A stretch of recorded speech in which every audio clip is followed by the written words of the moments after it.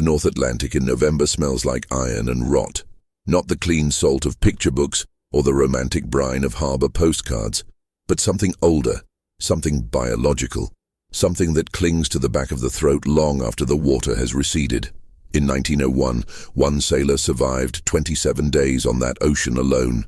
When he was finally brought to shore, he could not stand. He could not eat. And when the men who retrieved him tried to ask what had happened, he pressed his mouth shut with the specific, deliberate firmness of a man who had made a decision. What followed, the investigation, the suppression, the decade of silence, tells us something uncomfortable about what human beings are capable of enduring, and perhaps more uncomfortably, what they are capable of choosing to forget. Wherever you are watching this tonight, whatever hour the clock reads where you are sitting, we would be glad to know. Leave it in the comments. There is something fitting about people in different corners of the world returning, in their own darkened rooms, to a story that was deliberately kept from most of them for a very long time. To understand what happened to Elias Voss, you have to understand the world he came from. The year 1901 does not belong neatly to either century. It stands at a threshold, 1 foot in the gaslit 19th century and 1 foot edging into the electrified 20th, and the people living through it felt that instability in ways they could not always articulate. Queen Victoria had died in January. The British Empire, which had governed so much of the world's imagination for 6 decades, suddenly found itself without its symbolic anchor. In the United States, President McKinley had been shot in September and died 8 days later, handing power to Theodore Roosevelt, who was 35 years old and represented something rawer, something less certain than what had come before. The old orders were cracking. People sensed it. The merchant shipping industry in 1901 was enormous, unglamorous, and largely invisible to the polite classes who consumed its products without thinking much about the men who moved them. Transatlantic cargo routes carried timber, grain, machine parts, coal, salted fish, and the 1,000 mundane commodities that industrial civilization required in vast quantities. The ships that ran these routes were not luxury liners. They were working vessels, steam-assisted, but often still partially rigged for sail, crewed by men from the lower tiers of the maritime labor pool. Men who had few other options, men who had grown up near water and simply never moved far from it. Men for whom the sea was not a romance, but an employer, and a harsh and indifferent one at that. Elias Voss was 29 years old. He had been born in 1872 in the coastal town of Lubec, Maine, the easternmost town in the contiguous United States, a place so far into the Atlantic corridor that its clocks are the first in the country to see sunrise. His father had worked fish processing. His mother had died of typhoid when Elias was 11. He had gone to sea at 14 on a local schooner, initially running lobster and cod along the New England coastline, and had gradually worked his way onto larger vessels as his skills and reputation allowed. By 1901, he had completed 11 transatlantic crossings. He was not remarkable. His service records from that period describe him as reliable, physically capable, quiet in temperament. His supervisors noted that he kept to himself but was not unfriendly, that he worked hard without requiring recognition, that he did not drink to excess, a notable distinction in a labor culture where alcohol was the primary emotional management strategy for men who spent months at sea in close quarters with strangers. He had a face, based on the one surviving photograph, that looked older than his years, sharp around the eyes, the skin of his cheeks already weather-scored in a way that would become severe by middle age. He is not smiling in the photograph, but there is nothing hostile in his expression either. He appears simply to be waiting, a man accustomed to waiting. In October of 1901, he signed on as able seaman aboard the SS Perseverance, a British-registered steam cargo vessel operating under a charter arrangement between a Liverpool-based shipping firm and several North American importers. The Perseverance was not a new ship. She had been launched in 1884 and had spent nearly 2 decades doing exactly the kind of work her name implied: steady, unglamorous, persistent. She was 312 feet long, with a gross tonnage of approximately 2,400. She carried a crew of 23 men. Her captain was a Welsh mariner named Thomas Carew, 51 years old, experienced, well regarded within the industry. Her first officer was a Scotsman named Duncan Farquhar, who by all accounts ran a tight deck and had a reputation for expecting competence without necessarily fostering warmth. The Perseverance left Halifax, Nova Scotia, on the 22nd of October 1901, bound for Liverpool with a cargo that included timber, salted fish, and several sealed crates, whose manifest listed them as industrial components destined for a manufacturing firm in Lancashire. This detail, the sealed crates and their contents, would become relevant later. At the time, no one thought much about them. The first week of the crossing was ordinary. The weather held at manageable levels.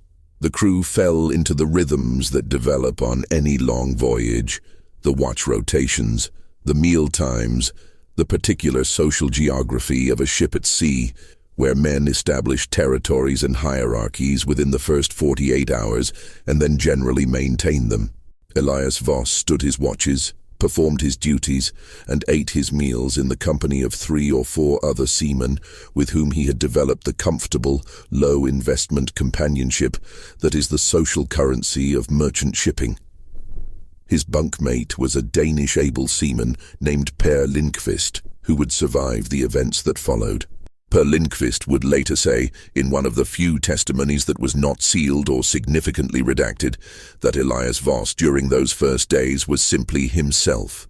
Quiet, competent, nothing unusual, nothing to flag. The storm arrived on the night of the 30th of October. Weather records from that autumn indicate that a significant Atlantic depression developed rapidly between latitudes 40 and 50 degrees north, generating sustained winds that contemporary accounts describe as force 9 to force 10 on the Beaufort scale. This translates, in practical terms, to severe gale conditions. Waves in such conditions frequently reach 8 to 12 meters in height. The surface of the ocean in a force 10 gale does not resemble anything that most people, encountering the word ocean in ordinary life, would recognize. The foam is so dense and continuous that it can appear from a distance to be low-lying cloud. The sound is enormous, not a single roar but a layered, overwhelming composite of wind, water impact, and the structural protests of any vessel caught within it. Men who have experienced it often describe the difficulty of maintaining a coherent sense of where they are in three-dimensional space. The horizon disappears. Gravity becomes unreliable. Everything becomes orientation and survival. The Perseverance, caught in the northeastern quadrant of the depression, encountered conditions that were beyond what her age and maintenance could comfortably manage. Exactly what happened in the hours between midnight and dawn on the 31st of October is not fully known, because there were very few survivors and because the records that might have clarified the sequence of events were handled in ways that, even now, require careful explanation. What is established? The vessel experienced catastrophic structural failure at some point in the early morning hours of October 31st. She did not sink immediately. She broke apart. The distinction matters because a ship that sinks offers, at least theoretically, the organized opportunity for lifeboat deployment. A ship that fractures under wave stress offers chaos. It offers men in the water before they have fully processed what is happening.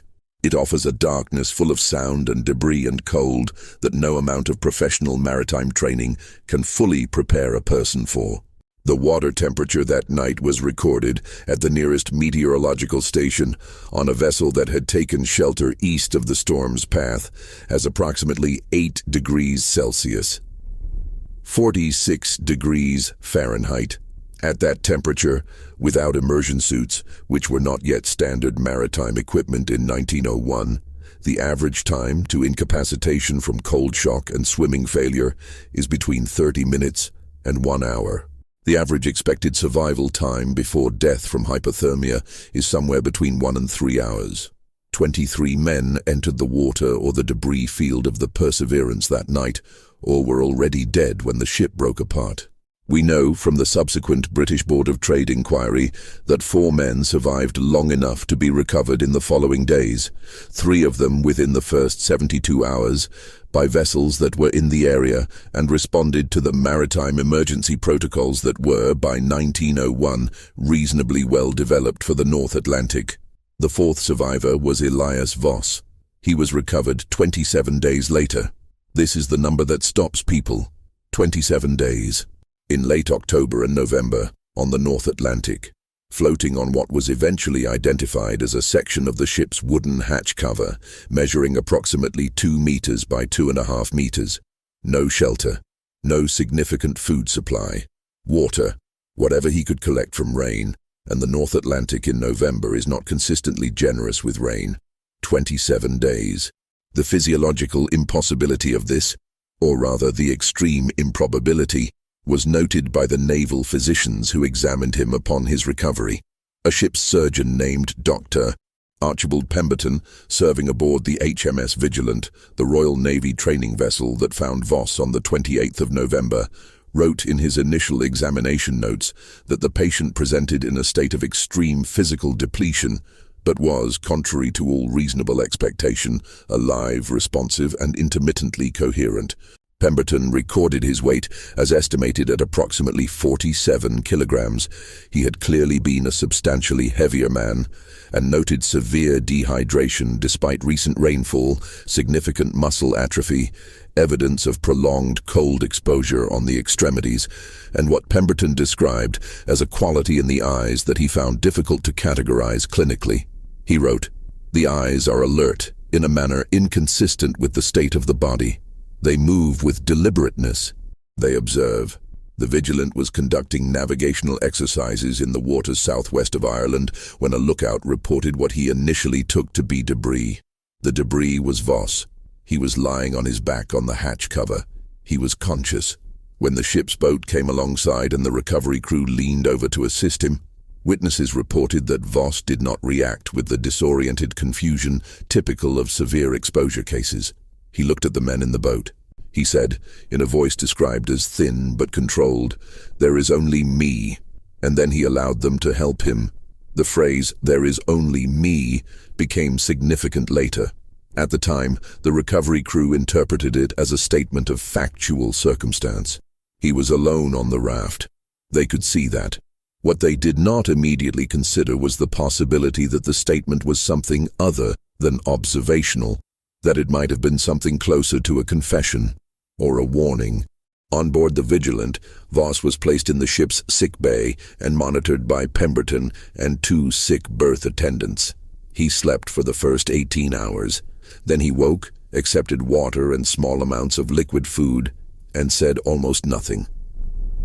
Pemberton, who appears from his notes to have been a careful and thoughtful physician, did not immediately press him for a statement. He understood, or intuited, that the man needed time before language would be useful to anyone. He wrote in his log on the 29th of November that the patient had eaten 3 small meals, had spoken briefly and coherently to the attendants about his physical needs, and had otherwise maintained a silence that was, in Pemberton's words, not the silence of confusion but the silence of organization, as if he was sorting something internally, deciding something. The Vigilant docked in Portsmouth on the 2nd of December. By this time, several things had been set in motion that Elias Voss was likely unaware of. The Board of Trade inquiry into the loss of the Perseverance had been opened in mid-November, following the recovery of the first 3 survivors, and was proceeding in the usual manner of such proceedings, methodical, formal, focused primarily on questions of vessel seaworthiness, navigational decisions, and compliance with maritime safety regulations. The testimonies of the 3 earlier survivors had established a broad outline of the disaster: the storm, the structural failure, the chaos of the sinking, their own recoveries, one after 12 hours in the water clinging to a life ring, one after 30 hours in a half-swamped lifeboat, one after 3 days on a floating timber balk. Their testimonies were grim, but not anomalous. They described what experience and training would predict. The news of Voss's survival, 27 days alive, moved through the maritime world with remarkable speed. Newspapers were interested. The phrase, "miraculous survival," appeared in several British and American maritime journals within days of his recovery. There was a general human appetite for the story that such survival implies, a story of endurance, of the indomitable human spirit, of the sea, tested and defeated. The narrative was already forming, the way such narratives do, in anticipation of the man's actual words. The man's actual words were more complicated. Pemberton arranged the first formal interview on the 4th of December, 2 days after docking, in collaboration with a Board of Trade inspector named Harold Sumner. Sumner was an experienced maritime investigator, 58 years old, who had conducted dozens of inquiries into maritime disasters over a career spanning 3 decades. He was not, by his own later account, easily unsettled. The interview took place in a small room in the Portsmouth Naval Administrative Offices. Voss sat across a table from Sumner and Pemberton. A secretary was present to take notes in shorthand. What Voss said during that interview, and during the 2 subsequent interviews conducted over the following days, is not fully available to researchers, even today. The official record of the Board of Trade inquiry does include a summary of Voss's testimony, but the summary is brief to the point of being skeletal, and numerous pages of what appear to have been attached documents, including Pemberton's medical notes and the shorthand transcripts of the interviews, are missing from the archive. They are not marked as destroyed or misfiled. They are simply absent. The file reference numbers indicate that something should be present in those locations. There is nothing. What does remain, and this requires some explanation of how it survived, is a letter. A personal letter, handwritten, sent by Harold Sumner to his brother in Edinburgh on the 9th of December 1901. The letter was preserved within the private papers of the Sumner family and was donated to a maritime history archive in Scotland in 1987, nearly 9 decades after it was written. It was not catalogued in a way that immediately connected it to the Perseverance inquiry. A researcher working on a broader study of Board of Trade procedures in the Edwardian era encountered it in 2003 and recognized its significance. The letter does not reveal everything. Sumner was a careful man, even in personal correspondence, and he wrote as someone who was aware of the weight of what he was conveying. But certain things are clear from it. Voss had spoken, at length, more than the official summary suggested. The official summary described his testimony as confirming the basic facts of the disaster, the storm, the structural failure, the chaos of abandonment, and adding the information that Voss had found himself on the hatch cover section early in the disaster, had drifted with prevailing currents, and had survived through a combination of rainwater collection, the consumption of seabirds when he could catch them, and what the summary described as exceptional physical constitution. The summary noted that Voss had no additional information about the fate of the other crew members, and that his testimony did not materially alter the established findings of the inquiry. Sumner's letter to his brother tells a different story. It begins with a sentence that, read in context, is striking in its restraint. "I have concluded the Perseverance interviews and find myself in a position I have not previously occupied in 30 years of this work, which is to say I am genuinely uncertain what to do with what I have been told." He goes on. He describes Voss as a man of evident intelligence and demonstrated self-possession, not a man given to dramatics, not a man whose account he could dismiss on the basis of psychological disturbance, though he notes that the physician Pemberton had some concerns in that direction that he, Sumner, did not entirely share. He writes that Voss was, from the beginning of their conversations, cooperative in some respects and deliberately closed in others, that he would speak about certain aspects of the 27 days with specificity and apparent candor, and that when other aspects were approached, he would stop, not become agitated, not become defensive, simply stop, in the manner of a man who has decided where his boundary is and intends to maintain it without drama. What Voss did speak about, according to Sumner's letter, the first days on the raft, which he described with clinical precision, The management of exposure, the psychology of survival, the way he structured his time to maintain coherence. He had, he said, spent the first 3 days expecting to be rescued. He had spent the next 4 days accepting that rescue was not imminent. He had spent the remainder of his time on the raft in a state he described to Sumner as operational. He was doing the work of surviving. He was not thinking about what it meant. He would think about what it meant later, when thinking about it had no practical consequences for his survival. This alone, this description of a self-managed psychological process, was remarkable enough to give Sumner pause. Most survivors of extreme exposure describe the experience as having been overwhelming, chaotic, beyond the capacity of deliberate thought to manage. Voss's description suggested something different, a kind of disassociation that was not involuntary but chosen. Sumner also writes about what Voss would not discuss. He approaches it obliquely, the way one approaches something that one is not sure how to name. He writes that there were aspects of the account that Voss would acknowledge existed without being willing to describe. That when Sumner pressed on certain periods, particularly the 2nd and 3rd weeks, Voss would meet his eyes and say, in various formulations, that those days were not relevant to the inquiry's purpose, that what had happened in those days concerned only himself, that he was willing to submit to whatever medical examination Pemberton required, but that the content of certain experiences was his own, and he did not intend to surrender it. Sumner writes, I have interviewed men who refused to speak from shame, from fear, from self-protection of a legal or professional nature. I have interviewed men who refused to speak because they had genuinely lost coherent access to memory. Voss is none of these. He is a man who has looked at something and decided with full faculties that it is private. The distinction is one I find both admirable and deeply troubling. The letter then moves into territory that Sumner clearly found difficult to write about directly. He mentions the sealed crates in the Perseverance's cargo. He mentions, and this is where the letter becomes particularly significant, that Voss had, during one of their sessions, made a passing reference to the crates, to having examined their contents before the ship left Halifax. He does not explain how or why. He does not, in Sumner's account, elaborate.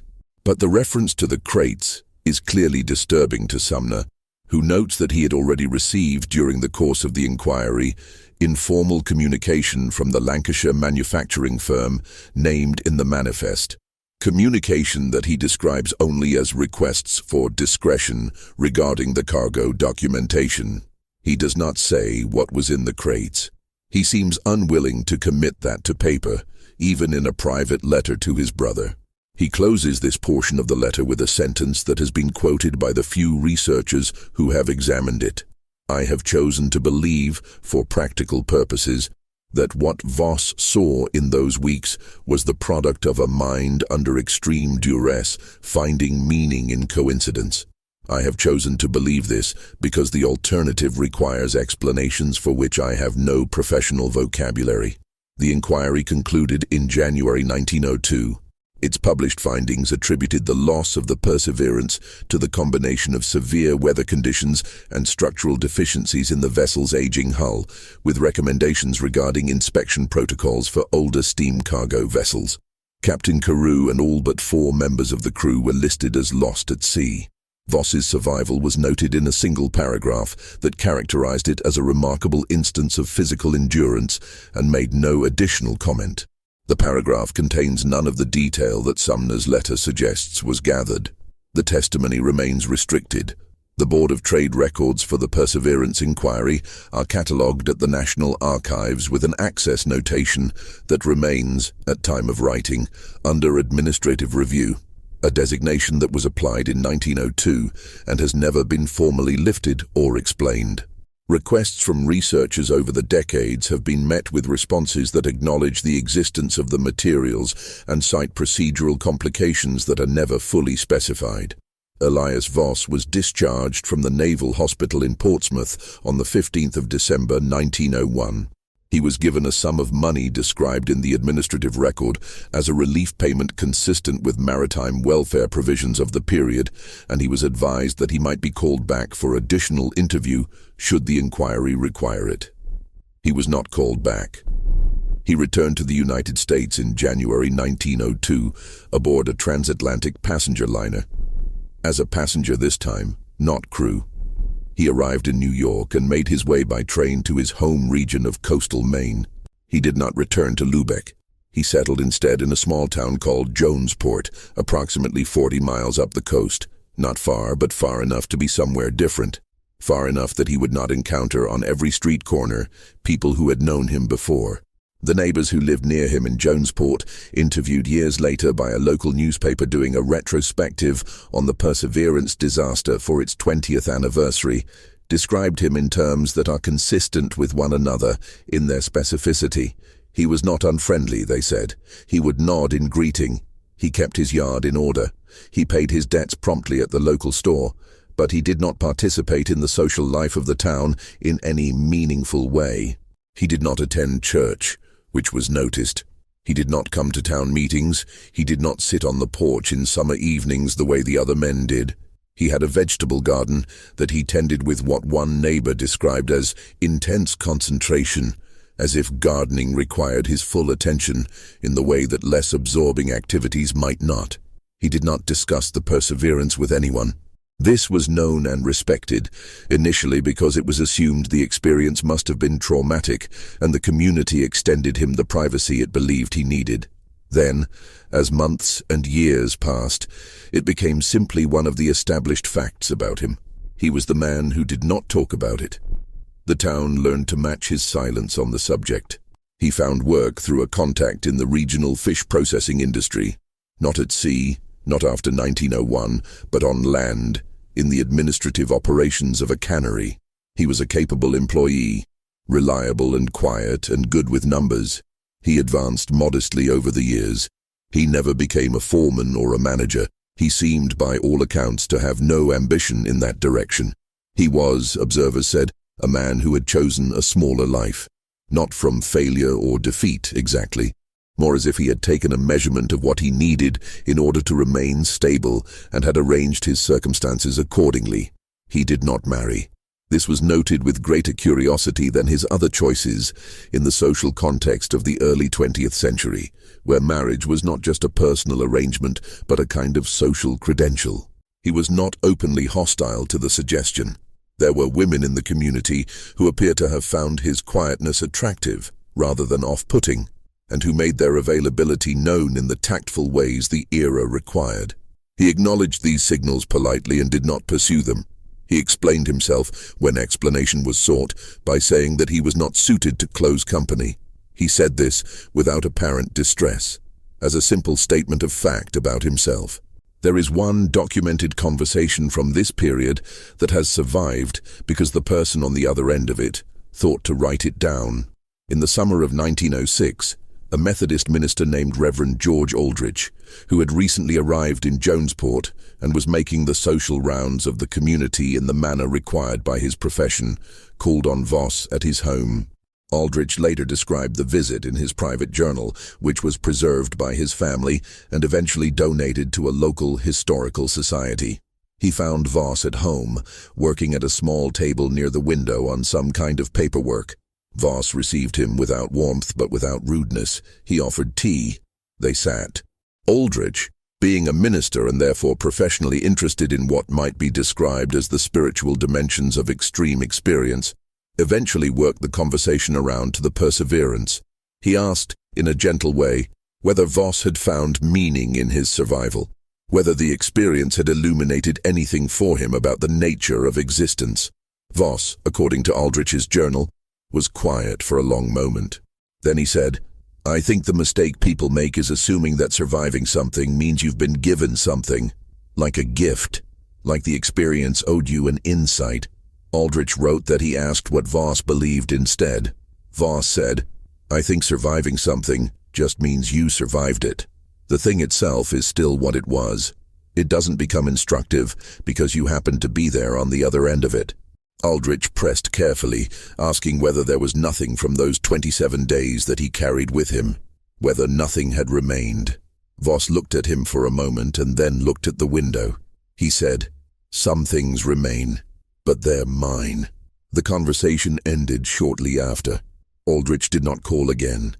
His journal entry about the visit closes with the observation that Voss was one of the most self-contained men he had ever encountered, and that his self-containment did not feel like peace.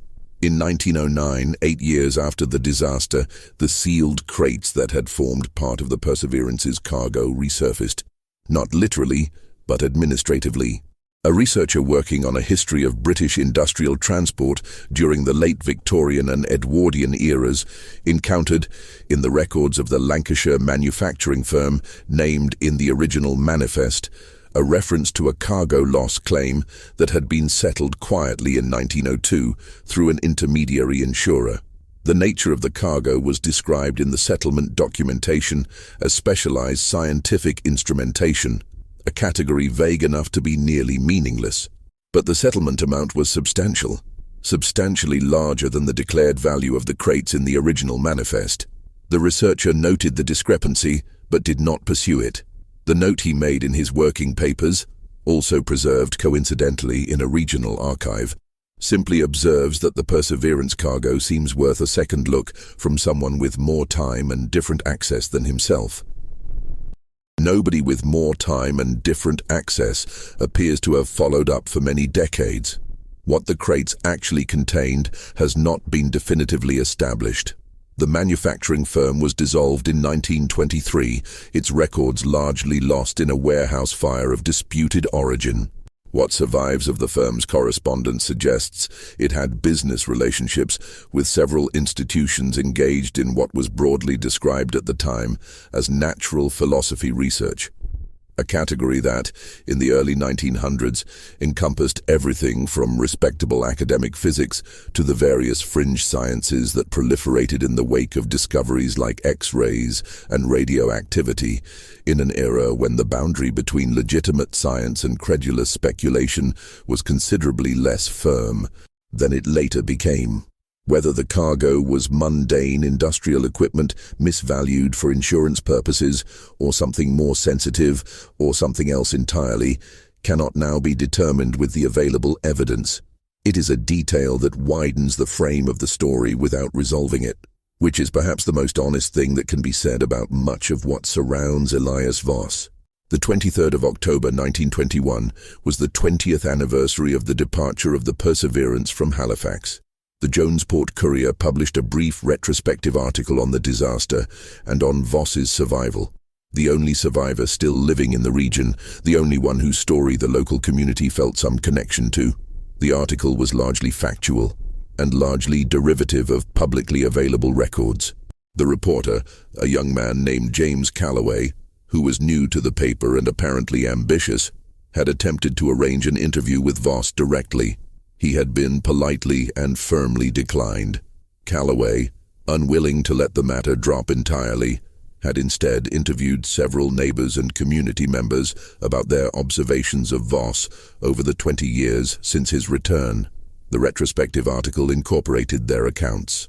And then, as something of a coda to the published piece, Calloway wrote a second document that he never submitted for publication. This document, a more personal account of his attempts to understand Voss, was found among his papers by his daughter when she cleared his home after his death in 1978.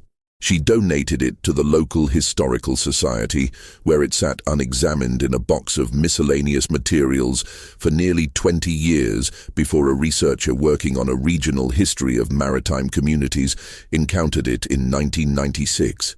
In this unpublished account, Calloway describes something he had witnessed personally, which he had decided on reflection was too speculative to include in a newspaper piece aimed at a general audience, but which he was unwilling to simply discard. He had gone to Voss's house in the evening, after his published interview attempts had been declined, and had stood in the lane outside for a while, working up his nerve to knock again. The evening was clear and cold, late October, the air carrying the specific marine chill of the Maine coast as the season turns. Light was on in the front room. Calloway, standing in the lane, could see Voss's shape through the curtained window, seated, apparently motionless, not reading, not working, simply sitting. Then, according to Calloway's account, Voss turned, not toward the window, not toward any direction that a sound or movement might have prompted. He turned toward nothing, toward an interior wall of the room, and remained facing that way for a long period. Calloway estimates 15 or 20 minutes, though he acknowledges his sense of time may have been affected by the cold and the strangeness of what he was watching. Then Voss turned back. He stood. He crossed the room. He opened the front door, not the window, but the door, and stepped onto the porch and looked directly down the lane to where Calloway was standing. Calloway writes that he had been in shadow, well back from the house, and had no reason to believe he had been visible from inside. He writes that Voss looked at him with an expression he found impossible to read. Not anger, not surprise, something older than surprise. He stood there for a moment and then went back inside, closing the door behind him, and the light in the front room went out. Calloway left without knocking. He did not include this in his published article. He writes in his personal document, "I am not a superstitious man. I am not given to the construction of mysteries where none exist. But I have spent 20 years of my professional life watching how people inhabit their own stories, and Elias Voss inhabits his in a manner I cannot adequately describe with the tools normally available to me." The final documented encounter with Elias Voss in the historical record is from March of 1924. He had by then been living in Jonesport for 22 years. A new physician had recently established a practice in the town and was making the rounds of older residents who had not been formally seen by a doctor in some time. Voss was 52 years old. He agreed to the examination. Neighbors noted this as somewhat out of character, since he had generally avoided medical contact since his return. The physician, Dr. Marcus Hale, had no knowledge of Voss's history beyond what was locally known.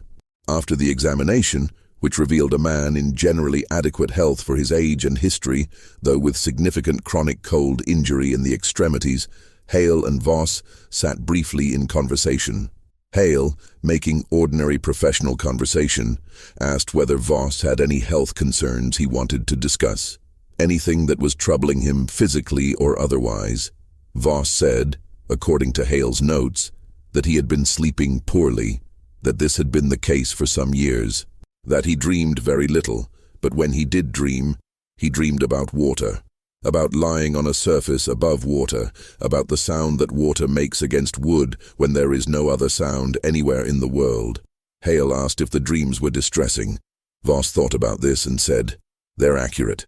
Hale wrote in his notes, "Patient appears psychologically stable and functional, but presents with a certain quality of..." He had crossed out several words here and simply written, "He carries his history differently than most men do. It sits close to the surface even when he is not speaking about it. Recommend continued monitoring if patient is willing." Voss did not return for a follow-up appointment. Hale does not appear in the record again in connection with Voss. Elias Voss died in November of 1931, 30 years after the sinking of the Perseverance. He was 59 years old. The cause of death was listed in the main vital records as cardiac failure. He died at home, apparently alone. His body was discovered by a neighbor who had noticed 2 days running that his porch had not been swept, an observation that speaks to the meticulous quality of his domestic habits and to the fact that the community had learned in 29 years to read him in peripheral ways, since direct ways were not available to them. His funeral was attended by approximately 30 people from the community, not an insignificant number for a man who had not, by most measures, engaged deeply with that community. People came because he had been there, because his presence, quiet as it was, had become part of the texture of the place, because his death in November felt appropriately weighted with the season. Several of those present later mentioned feeling, though they struggled to articulate it, that they had never quite known what they were mourning, because they had never quite known him. They mourned the shape of him, the fact of him, the 30 years of careful, sustained presence that had contained, somewhere at its center, 27 days that remained his own. His personal effects, when the house was cleared, were sparse. Practical furniture, a modest collection of books, seamanship manuals, some natural history texts, a few novels, his clothing, some tools, In the drawer of the small table by the window where he had worked on his papers, the same table, perhaps, where Reverend Aldrich had found him in 1906, there was a notebook, small, cloth-covered, filled with handwriting. The neighbor who discovered it, uncertain what to do with it, gave it to the local historical society, where it remains today. The notebook has been examined by researchers over the years. It is not what anyone hoped it would be. Not an account, not a confession, not a key.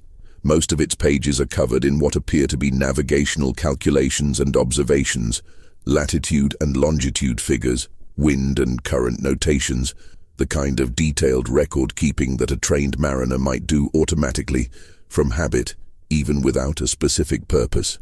Whether these represent a reconstruction of his drift across the North Atlantic in late 1901, or records from earlier in his career or something else, is not clear. Near the back of the notebook, on one of the last pages with writing, there are 2 sentences. They are not dated. They are not addressed to anyone. They read, "The sea does not keep secrets. It only keeps time." This is everything that has been reconstructed from the available record. It does not explain what Voss ate during the 2nd and 3rd weeks, when seabirds would have been increasingly scarce in the worsening November weather of the North Atlantic.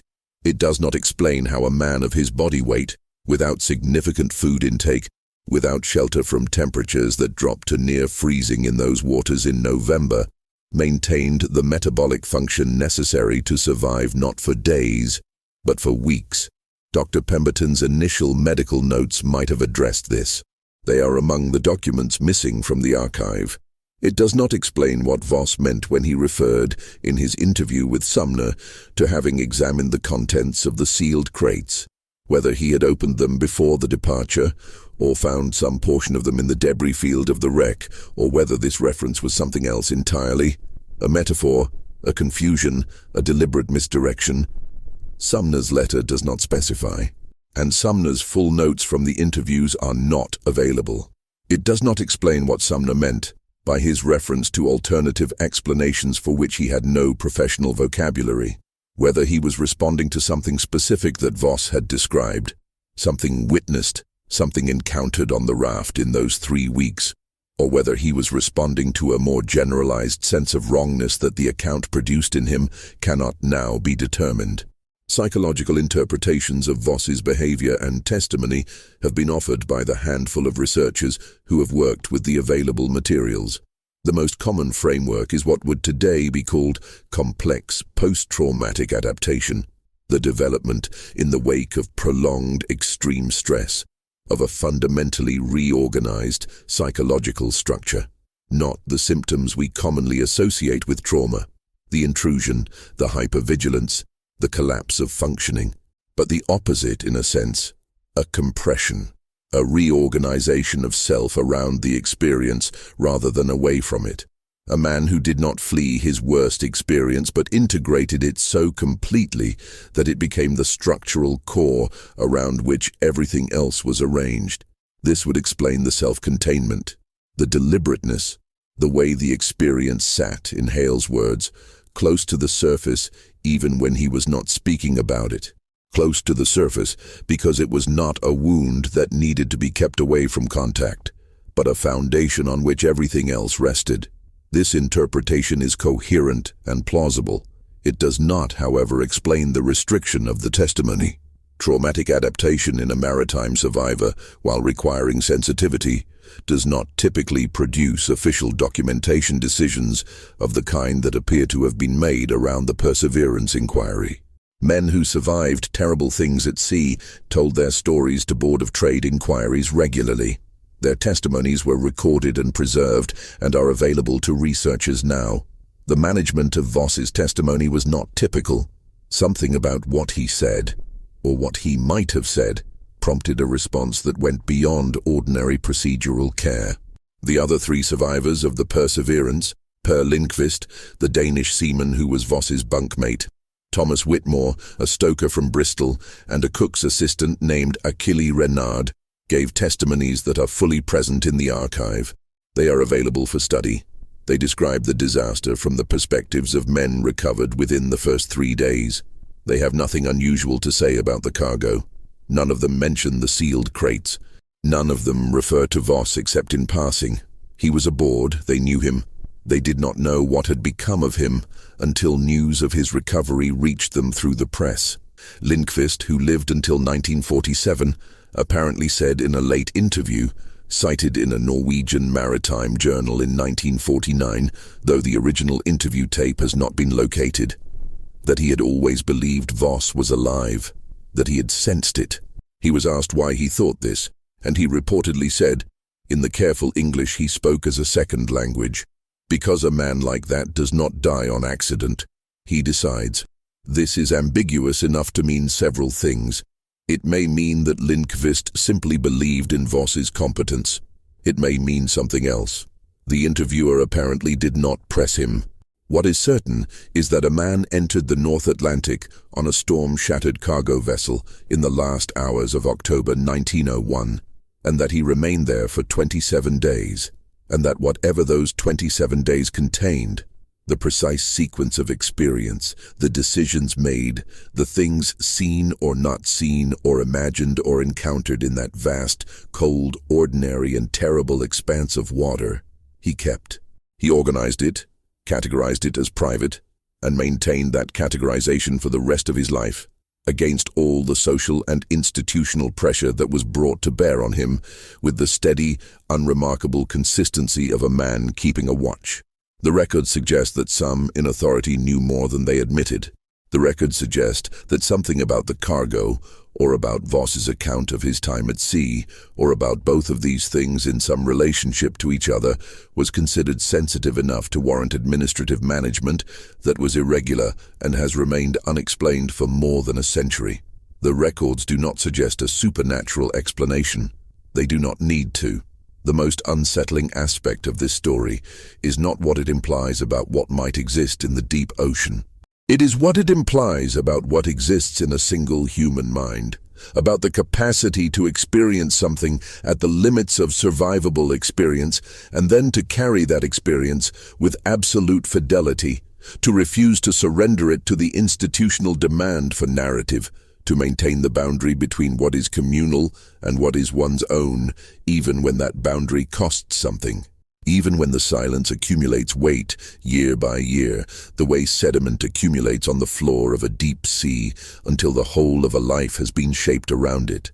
Elias Voss died knowing something we do not know. This is, perhaps, the most precise thing that can be said about him. The North Atlantic is still out there, in November exactly as it has always been. Cold and dark and carrying its own deep indifference to the question of what happened on a given raft, in a given month, in a year that most living people would struggle to imagine. The ocean does not keep that kind of record. It keeps, as Voss wrote in his notebook, only time.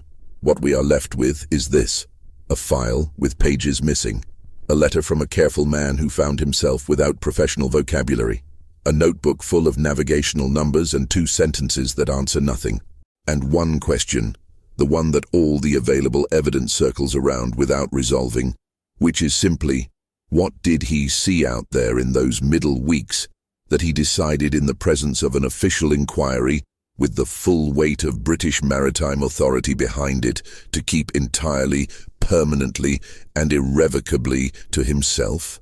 That question is still open. It has been open for 123 years. It will, in all probability, remain open, and perhaps that is appropriate. Perhaps some things were never meant to become anyone else's knowledge.